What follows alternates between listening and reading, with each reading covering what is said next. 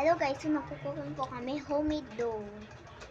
Hindi pa ito masarap. Tapos, nilagay ko tuloy yung maraming tubig. Lalagyan ko naman. Lalagyan mo ng asukal. Wait lang. Kung ka ng kutsara doon, hindi, hugasan mo yan na meron ng tinapay na water. Tapos, paglagay kang konti lang. Okay guys, so meron po kami homemade dough na parang mawet pa. Kasi, ang dami tuloy yung tubig. Nalagay ko.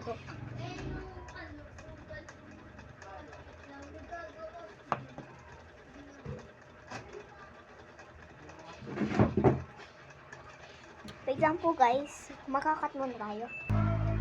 Okay guys, so done na po i-cut. Tapos, ito po si Jingjing. Meron na po kaming asukal para ilagay sa cookie dough ko. Ano pala sa Fita Go. Ay!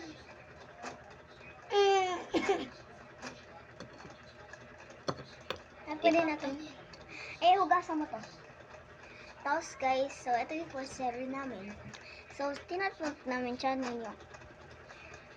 Ito sa 2014, December 16. Joke lang. Kakastart lang namin ng channel na to Tapos start lang.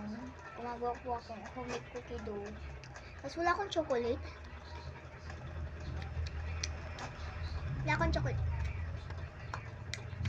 Sorry.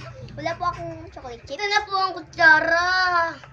Hindi ako yung god mo naman. Nag-channel nga tayo Pupost ko to sa wait lang, lagay mo muna dyan. Hindi sa, wait lang. Eto. Ano mo, i-drain mo. Tapos hugasan. Sabi drain. Drain. Babawasan mo. Ano, lahat babawasan.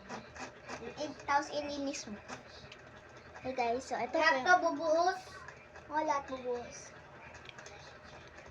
Ito na po yung cookie dough. Gagawa ko tapos pupunta po ako sa freezer. Tapos cook it for 25 minutes. So kaya mga ano lang. Wait lang guys, kakat mo. Lalagyan ko tubig. Hindi. Ano lang, maglagay ka ng malamig na tubig. Wait lang, Wait lang po, kumakot muna kami. Bap. Eto na po kami.